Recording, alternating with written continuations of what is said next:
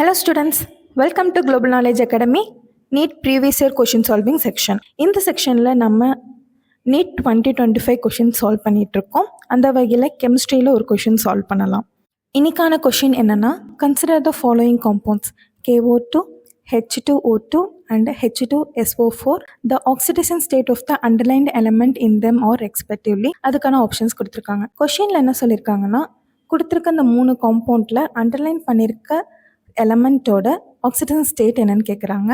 நம்மளுக்கு என்னென்ன எலமெண்ட் கொடுத்துருக்காங்கன்னா, பொட்டாசியம், ஆக்சிஜன் அண்ட் சல்ஃபர். இந்த 3க்கான ஆக்சிஜன் ஸ்டேட் என்ன அந்த ரெஸ்பெக்டிவ் காம்பவுண்டில் அப்படின்னு கேட்டிருக்காங்க. சால்வ் பண்ணிடுவோமா? ஃபஸ்ட்டு KO2 எடுத்துக்கலாம்.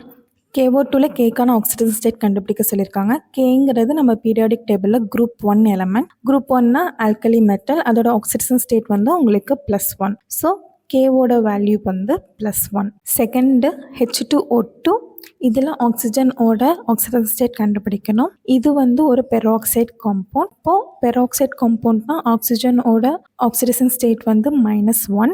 நம்மளுக்கு கொடுத்துருக்க காம்பவுண்ட் வந்து ஹைட்ரஜன் பெராக்சைட். இங்கே இருக்கிற ஆக்சிஜனோட ஆக்சிடேஷன் ஸ்டேட் வந்து -1.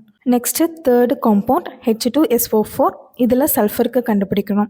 இதுக்கு எப்படி கண்டுபிடிக்கலான்னா, ரிமைனிங் 2 காம்பவுண்டோட ரெஸ்பெக்டிவ் ஆக்சிஜன் ஸ்டேட்டை சப்ஸ்டியூட் பண்ணுறது மூலயமா நீங்கள் கண்டுபிடிக்க முடியும். சல்ஃபரோட ஆக்சிஜன் ஸ்டேட் வந்து நம்ம Xன்னு எடுத்துக்கலாம். இப்போ ஹைட்ரஜனுக்கு நம்மளுக்கு என்ன இருக்குன்னா +1 இருக்கும். So 2 + 1 + X + 4 × -2. ஆக்சிஜனோட ஆக்சிஜன் ஸ்டேட் வந்து -2, டோட்டலி ஈக்குவல் டு 0. இதை சப்ஸ்டியூட் பண்ணிவிட்டு சால்வ் பண்ணுறது மூலமா உங்களுக்கு கடைசியாக எக்ஸோட வேல்யூ வந்து 6ன்னு கிடைக்கும். அப்போது தேர்ட் காம்பவுண்டில் சல்ஃபரோட வேல்யூ வந்து +6. நம்ம கண்டுபிடிச்சிருக்க வேல்யூஸ் பொறுத்து நம்ம ஆப்ஷன்ஸை பார்த்தோம்னா option 1 is the correct one.